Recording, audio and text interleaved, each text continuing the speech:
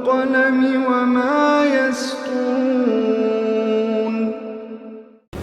नाज़रीन अस्सलामु अलैकुम वरहमतुल्लाहि वबरकातुहू। सीधी बात की ताज़ा तरीन खबरों में आप लोगों का इस्तकबाल है।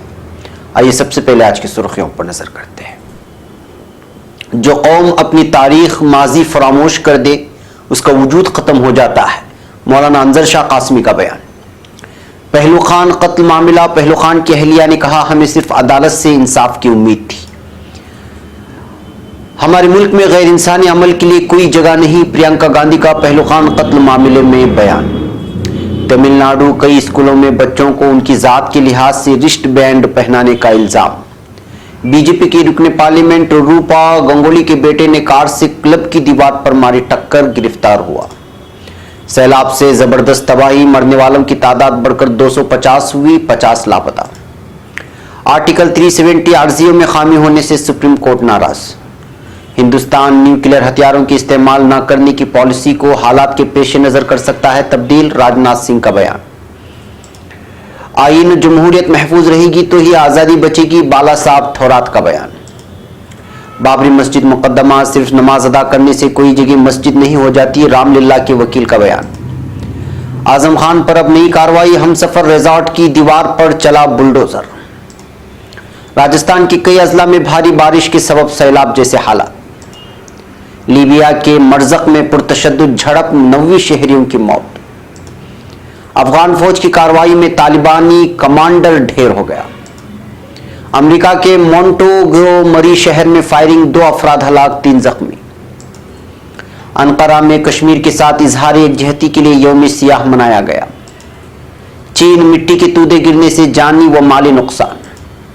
इस्राएली पुलिस ने बैतुल मक़दिस में फिलिस्तीनी नौजवान शहीद कर दिया।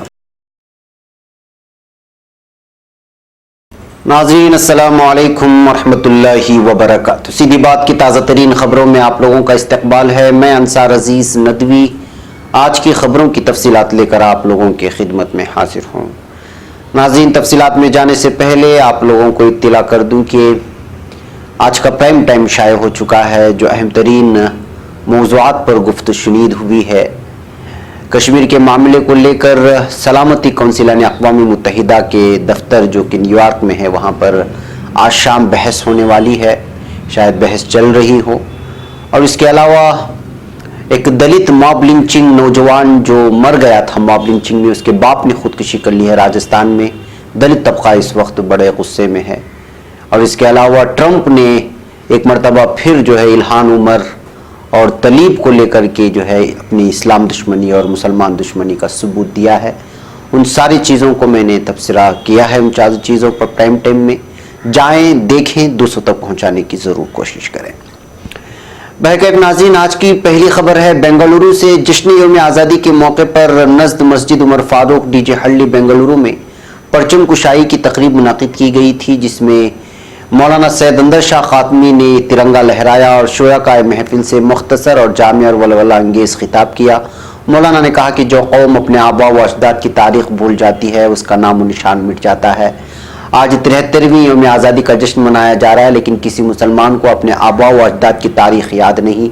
आज जिन मदारिस अरबिया और मुसलमानों पर दहशतगर्दी का लेबल लगाया जा रहा है, उन्हीं मदारिस अरबिया और मुसलमानों की बदौलत हमारा मुल्क आज़ाद हुआ है। अब खबर नई दिल्ली से। पहलू खान कत्ल मामले में अलवर जिला अदालत के जरिए सभी 6 मुलजिमीन को बरी किए जाने के फैसले पर उनकी अहलिया जैबुन ने कहा है कि वो इस फैसले से बहुत परेशान हैं। उन्होंने कहा कि अदालत ही एक ऐसी जगह थी जहां से हमें इंसाफ की उम्मीद थी, लेकिन ऐसा नहीं हुआ।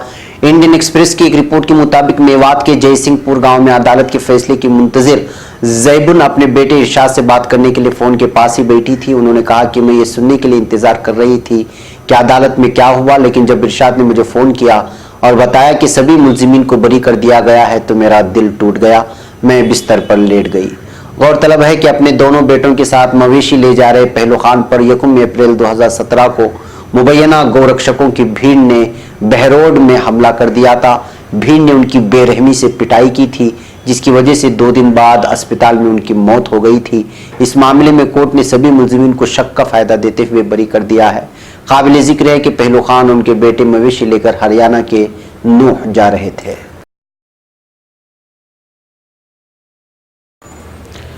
अब खबर नई दिल्ली से। अलवर डिस्ट्रिक्ट कोर्ट के जरिए 14 अगस्त को पहलू खान मॉब लिंचिंग मामले में किसी को भी कसूरवार नहीं ठहराया गया और सभी 6 बालिग मुलजिमीन को बरी जिम्मा करार दे दिया गया। इस फैसले से कुछ को छोड़कर सभी हैरान और परेशान हैं। कांग्रेस की जनरल सेक्रेटरी प्रियंका गांधी ने अपनी हैरानी का इजहार करते हुए ट्वीट किया है, पहलू खान मामले में निचली अदालत का फैसला चौंका देने वाला है। हमारे मुल्क में गैर इंसानी अमल के लिए कोई जगह नहीं होनी चाहिए और भीड़ के जरिए किया गया कत्ल एक बड़ा जुर्म है। राजस्थान हुकूमत के जरिए भीड़ के जरिए किए जाने वाले कत्ल के खिलाफ कानून बनाना एक काबिल सताइश कदम है। उम्मीद है कि पहलू खान मामले में इंसाफ दिलाकर उसकी अच्छी मिसाल पेश की जाएगी।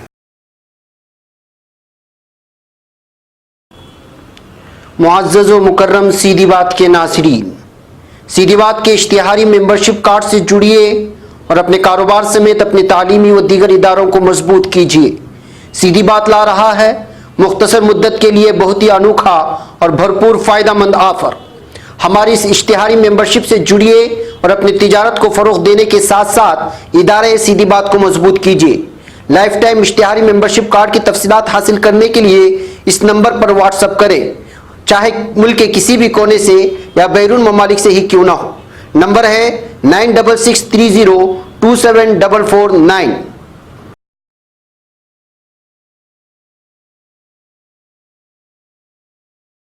अब खबर तमिलनाडु से। तमिलनाडु के कई स्कूलों में जात की बुनियाद पर बच्चों की रिस्ट बैंड यानी हाथ में पहनने वाला बैंड पहनाने के मामले में डायरेक्टर ऑफ स्कूल एजुकेशन ने सीनियर अफसरों को हिदायत दी है कि वो इस तरह की स्कूलों की पहचान करके उनके खिलाफ कार्रवाई करें।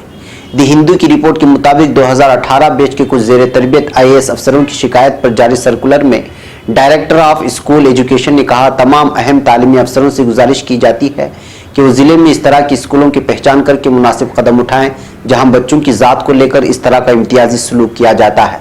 इसके साथ ही स्कूल के हेडमास्टर को मुनासिब हिदायत दी जाए और फौरन इस तरह की सरगर्मियों को रोकने के लिए कदम उठाए जाएं। इसके साथ ही इस सलूक के लिए जिम्मेदार लोगों के खिलाफ जरूरी कार्रवाई भी की जाए। अब खबर मगरबी बंगाल से। मगरबी बंगाल से बीजेपी की रुकने पार्लियामेंट रूपा गंगोली के बेटे आकाश मुखर्जी पर इल्जाम है कि उसने जनूबी कलकत्ता के क्लब की दीवार में अपनी कार से टक्कर मार दी। इनके ऊपर इल्जाम है कि गाड़ी चलाते वक्त वो नशे की हालत में था। पुलिस जराये ने बताया कि आकाश मुखर्जी गोल्फ गार्डन इलाके में जुमेरात की रात को अपनी कार मोड़ रहा था, तभी कार क्लब की दीवार से टकरा गई। 21 साल के आकाश मुखर्जी पर ताज़ीरात हिंद की दफा 427 दफा 279 के तहत पुलिस ने मुकदमा दर्ज कर लिया है। अब खबर मुल्क भर से। मुल्क के मुख्तलिफ हिस्सों में बारिश, सैलाब और तूदा गिरने के वाकयात में मरने वालों की तादाद 250 तक पहुंच गई है, जबकि 50 दीगर अफराद लापता हैं। सैलाब की सूरत हाल में अब तेजी से बेहतरी आ रही है। फौज मुख्तलिफ एजेंसियों के साथ कंधे से कंधा मिलाकर राहत व बचाव मुहिम में मसरूफ है। बारिश, सैलाब और तूदा गिरने की वजह से मुख्तलिफ रियासतों में कई लाख लोग मुतासिर हुए हैं और ज्यादातर लोगों को राहत कैंपों में मुंतकिल कर दिया गया है। फौज समेत मुख्तलिफ सलामती और बचाव एजेंसियां राहत और बचाव के काम में मसरूफ हैं। पानी कम होने से रिलीफ कैंपों में पनाह लेने वाले लोग अपने अपने घरों की जानिब लौटने लगे हैं। केरला और कर्नाटक के कुछ हिस्सों में सैलाब और तूदा गिरने की वजह से सबसे ज्यादा नुकसान हुआ है। केरला में अब तक 108, कर्नाटक में 54, गुजरात में 35, महाराष्ट्र में 30, उत्तराखंड और ओडिशा में 8-8 और हिमाचल प्रदेश में 2 लोगों की मौत हो चुकी है। इसके अलावा मगरबी बंगाल में जबरदस्त बारिश के दरमियान बिजली गिरने से कम 8 लोगों की मौत हुई। केरला और कर्नाटक में जबरदस्त बारिश और सैलाब की वजह से तूदा गिरने के वाकयात के बाद से 49 लोग अब भी लापता हैं। केरला में 37 लोग केमले में दबे होने का अंदेशा है, जबकि कर्नाटक में 15 लोग लापता हैं। अब खबर नई दिल्ली से। सुप्रीम कोर्ट ने आईन के आर्टिकल 370 की ज्यादातर शिकों को मनसूख किए जाने की आईनी हैसियत को चैलेंज करने वाले अर्जी गुजार मनोहर लाल शर्मा की जुम्मा के रोज सख्त सरजनिश की, ताहम अदालत ने अर्जी में खामी दूर करने की उन्हें इजाजत दे दी है। मनोहर लाल शर्मा और कश्मीर टाइम्स के एग्जीक्यूटिव एडिटर अनुराधा भसीन की अर्जियां chief justice Ranjan Gogoi, justice S A. Bobde और जस्टिस एस. अब्दुल नजीर के खुसूसी बेंच के सामने समाअत के लिए जैसे ही आई, चीफ जस्टिस ने शर्मा की सख्त सरजनिश करते हुए कहा, यह किस तरह की अर्जी है, आपकी दलील क्या है, आपकी अपील क्या है, इस तरह के मामलात में आप इस तरह की अर्जी किस तरह दायर कर सकते हैं। भसीन ने जम्मू कश्मीर में दफा 370 खत्म किए जाने के बाद मीडिया पर जारी पाबंदियों को खत्म करने की दरखास्त अदालत से की है। समाअत के दौरान जस्टिस गोगोई ने शर्मा से कहा, मैंने आपके आधे घंटे तक अर्जी पढ़ने की कोशिश की लेकिन मैं उसे समझ नहीं पाया। हमें अर्जी मुस्तरद कर देनी चाहिए थी लेकिन हम ऐसा नहीं कर रहे हैं क्योंकि इसका दूसरी अर्जियों पर भी फर्क पड़ेगा। अब खबर नई दिल्ली से। पाकिस्तान के साथ बढ़ती कशीदगी के दरमियान वजीर दिफा राजनाथ सिंह ने जुमा को इशारा दिया कि हिंदुस्तान न्यूक्लियर हथियारों का पहले इस्तेमाल न करने से मुताल्लिक अपनी हिकमत अमली को तब्दील भी कर सकता है। वजीर दिफा ने जुमा को पोखरण में कहा, न्यूक्लियर हथियारों को लेकर अब तक हमारी पॉलिसी पहले इस्तेमाल न करने की रही है। अब मुस्तकबिल में क्या होता है ये उस वक्त के हालात पर मुनहसिर करता है। राजनाथ सिंह ने यह बयान पोखरण में दिया। ये वही जगह है जहां 1998 में हिंदुस्तान ने साबिक वज़ीर-ए-आज़म अटल बिहारी वाजपेयी की क़यादत में 5 न्यूक्लियर टेस्ट किए थे। खास बात यह है कि आज साबिक वज़ीर-ए-आज़म वाजपेयी की पहली बरसी है। वज़ीर दिफा ने आज पोखरण में वाजपेयी को खिराज अक़ीदत पेश करने के बाद उन्होंने ये बातें कही। अटल बिहारी वाजपेयी की पहली कोई खिराज अक़ीदत पेश करने के बाद राजा सिंह ने कहा कि एक इत्तेफाक है कि आज साबिक वज़ीर-ए-आज़म अटल बिहारी वाजपेयी की पहली बरसी है और मैं जैसलमेर में हूँ। ऐसे में लगा कि मुझे उन्हें पोखरण की सरजमीन से खिराज अक़ीदत पेश करनी चाहिए। साबिक़ वज़ीर-ए-आज़म अटल बिहारी वाजपेयी को खिराज अक़ीदत पेश करते हुए राजनाथ सिंह साबिक़ वज़ीर-ए-आज़म अटल बिहारी वाजपेयी को खिराज अक़ीदत पेश किया था। अब खबर मुंबई से। आईन व जमहूरियत अगर महफूज रहेगी तो ही आज़ादी बचेगी, इसलिए कांग्रेस के कारकुनान आईन व जमहूरियत के तहफ़्फ़ुज़ के लिए तैयार हो जाए। ये अपील आज यहाँ महाराष्ट्र प्रदेश कांग्रेस कमेटी के सदर बाला साहेब थोरात ने कही है और यहाँ पार्टी के रियासती दफ्तर तिलक भवन दादर में यौम आज़ादी के मौके पर परचम कुशाई करने के बाद इन बातों का इजहार किया। अब खबर नई दिल्ली से। अयोध्या के बाबरी मस्जिद राम जन्मभूमि जमीन तनाज़ा मामले में सुप्रीम कोर्ट में आज 7वें दिन समाअत हुई, जिसमें अहम फरीक रामलीला विराजमान ने मुतनाज़ जमीन के नक्शा और फोटो दिखाते हुए कहा है कि सिर्फ नमाज अदा करने से वो जगह मस्जिद नहीं हो जाती। रामलीला विराजमान की तरफ से पेश सीनियर वकील CS वेदनाथ ने चीफ जस्टिस रंजन गोगोई की सदारत वाली 5 रुकनी आईनी बेंच को मुतनाज़ा जमीन के नक्शे और फोटो दिखाते हुए दलील दी कि खंभों में श्री कृष्ण, शिव तांडव और श्री राम के बचपन की तस्वीर नजर आती है। वकील वेदनाथ ने दलील दी कि मुतनाज़ा ढांचा और खुदाई के दौरान मिले पाषाण स्तंभ पर शिवतांडव, हनुमान और दीगर देवी देवताओं की मूर्तियां मिली हैं। उन्होंने कहा कि पक्की तामीर में जहां 3 गुंबद बनाए गए थे वहीं बच्चे की शक्ल में राम की मूर्ति थी। स्तंभ यानी कि पिल्लर को कहा जाता है। इन्होंने मुस्लिम फरीक सुन्नी वक्फ बोर्ड की तरफ इशारा करते हुए कहा कि सिर्फ नमाज अदा करने से वो जगह आपकी नहीं हो सकती जब तक कि वो आपके इमलाक ना हो। नमाज सड़कों पर भी अदा होती है, इसका मतलब ये नहीं कि सड़क आपकी हो गई। वकील वेदनाथ ने हिंदुस्तानी जियोलॉजिकल सर्वे महकमे की रिपोर्ट का हवाला देते हुए कहा है कि खुदाई में मिले सामान से पता चलता है कि यहाँ मंडप और आसपास के खंभे पाए गए थे। आईनी बेंच में शामिल जज एस.ए. बोबड़े ने वकील वेदनाथ से पूछा कि क्या इन सामान की कार्बन डेटिंग कराई गई है। इस पर उन्होंने हाँ में जवाब दिया और कहा कि खुदाई से बरामद तमाम सामान की कार्बन डेटिंग कराई गई थी, जिस पर सुन्नी वक्फ बोर्ड के वकील राजधोन ने एतराज जाहिर करते हुए कहा कि कार्बन डेटिंग टेस्ट सिर्फ उन्हीं धातु की चीजों पर की जा सकती है जिनमें कार्बन होते हैं, लेकिन ईंट और पत्थरों में कार्बन मौजूद नहीं होते, इसलिए उनकी कार्बन डेटिंग नहीं कराई जा सकती। उन्होंने कहा कि मूर्तियों की कार्बन डेटिंग नहीं की जा सकती। इस पर वकील वेदनाथ ने फौरी तौर पर कहा कि उन्होंने कभी ऐसा नहीं कहा कि मूर्तियों का कार्बन टेस्ट कराया गया था। इसके अलावा और भी सामान मिला है जिनका टेस्ट कराया गया। इस मामले की सुप्रीम कोर्ट में इस वक्त समाअत जारी है। अब खबर रामपुर से। समाजवादी पार्टी के कदावर रहनुमा और रामपुर से रुकने पार्लिमान आजम खान पर इंतजामिया की तरफ से एक के बाद दीगर कार्रवाइयों का सिलसिला जारी है। मोहम्मद अली जौहर यूनिवर्सिटी का मामला अभी ठंडा भी नहीं हो पाया था कि जुमा के रोज उनके हमसफर रिजॉर्ट की दीवार पर इंतजामिया की जानिब से बुलडोजर चलवाया गया है। मीडिया रिपोर्टों के मुताबिक रिजॉर्ट की जिस दीवार को मुनहदिम किया गया है उसके हवाले से महकमे आबपाशी की तरफ से आजम खान को पहले ही नोटिस जारी किया गया है। ये रिजॉर्ट उनके बेटे और रुकन असेंबली अब्दुल्ला आजम के नाम पर है। महकमे आबपाशी का इल्जाम है कि रिजॉर्ट की ये दीवार आबपाशी महकमे की जमीन पर तामीर की गई। नीज आजम खान को नोटिस जारी किए जाने के बाद भी कोई इकदाम उनकी तरफ से नहीं लिया गया, लिहाजा मजबूरन हमें एक कदम उठाना पड़ रहा है। इस तरह का बयान महकमे आबपाशी ने दी है। अब खबर जयपुर से। राजस्थान की कई अजला में कल रात से हो रही तेज बारिश के सबब सैलाब जैसी सूरत हाल पैदा हो गई है, जिसके पेश नजर जिला कोटा में फौज तलब करनी पड़ गई।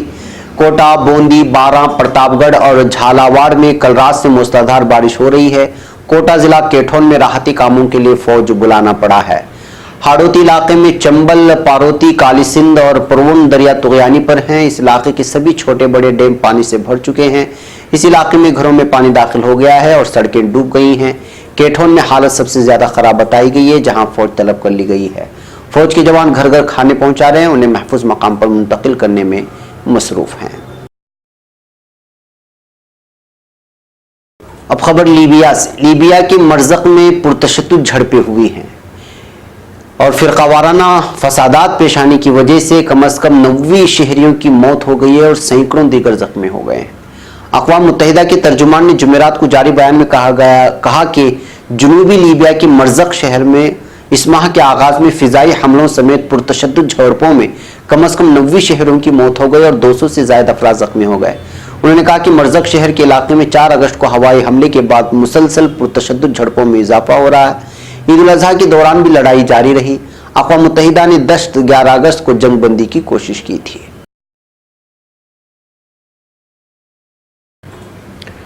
अब खबर अफगानिस्तान से। अफगानिस्तान के मशरिकी सूबे लोगर में फौज की कार्रवाई में तालिबान का एक कमांडर हलाक हो गया है। फौज की जानिब से जुमा को जारी बयान के मुताबिक सूबाई दारुल हुकूमत पल आलम के बैरूनी हिस्से पर पदखाब में सिक्योरिटी फोर्सेस ने जुमेरात को जंगजुओं के खिलाफ मुहिम चलाई थी। मुहिम के दौरान तालिबान का एक कमांडर मावलावी ढेर हो गया।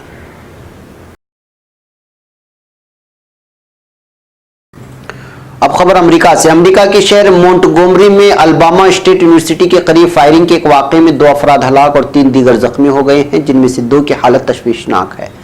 मकामी मीडिया ने जुमा को इत्तला दी। पुलिस ने बताया कि उसमें एक नौजवान शदीद जख्मी हालत में मिला, जिसने बाद में दम तोड़ दिया। पुलिस ने बाद में दूसरे मुतासिर की भी मौत की इत्तला दी।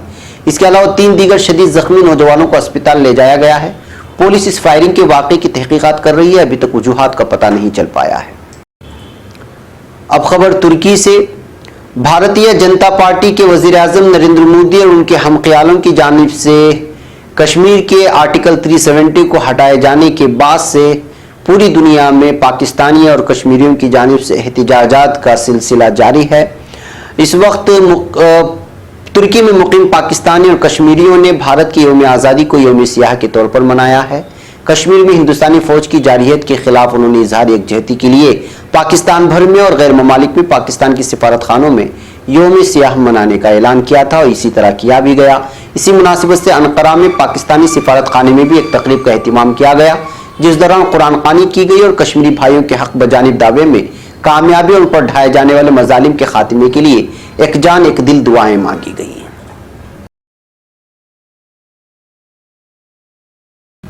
अब खबर मुल्क के चीन से। चीन के जनूबी मगरिब में मिट्टी के तूदे गिरने से 7 अफराद हलाक हो गए हैं। शिनहवा के खबर के मुताबिक चोंग चिन शहर के इलाके चिंग कुओं में लर्जिश आराजी के वाकयात के बाद इमदादी कार्रवाइयों के दौरान 7 अफराद की नाशें बरामद हुई हैं। मिट्टी तले आते हुए मकानात की एक बड़ी तादाद मुतासिर हुई है। इलाके में इमदादी सरगर्मियां ताहाल जारी हैं।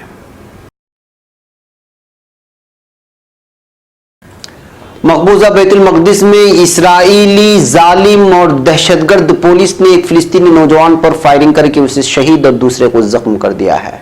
ख़ाबिस जालिम फौज ने हस्बे मामूल फिलिस्तीनियों पर पुलिस एहलकारों पर चाकू से हमले की मनसूबाबंदी का ड्रामा रचाया है। इसराइली पुलिस की तरफ से जारी एक बयान में कहा गया है कि पुराने बैतुल मक़दिस में 2 फिलिस्तीनियों को पुलिस चाकू से हमले की कोशिश के दौरान गोलियां मारी गई, जिसके नतीजे में एक फिलिस्तीनी मौके पर ही जाँ बाक हुआ और दूसरा शदीद जख्मी हुआ। फिलिस्तीनी हिलाल अहमर के मुताबिक इसराइली पुलिस की फायरिंग से इस्लामी औकाफ का एक मुहाफिज भी जख्मी हुआ है, जिसे इलाज के लिए अस्पताल में मुंतकिल किया गया है। यह वाकया एक ऐसे वक्त में पेश आया जब चंद रोज पेशतर मस्जिद अक्सा के हरम कुद्सी में फिलिस्तीनी नमाजियों और इसराइली फोर्सेस के दरमियान सख्त कशीदगी देखी गई थी।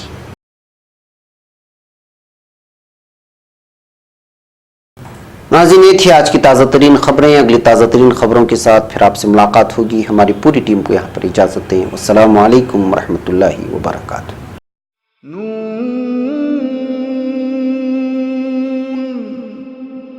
वल क़लमि वमा यस्तूरून।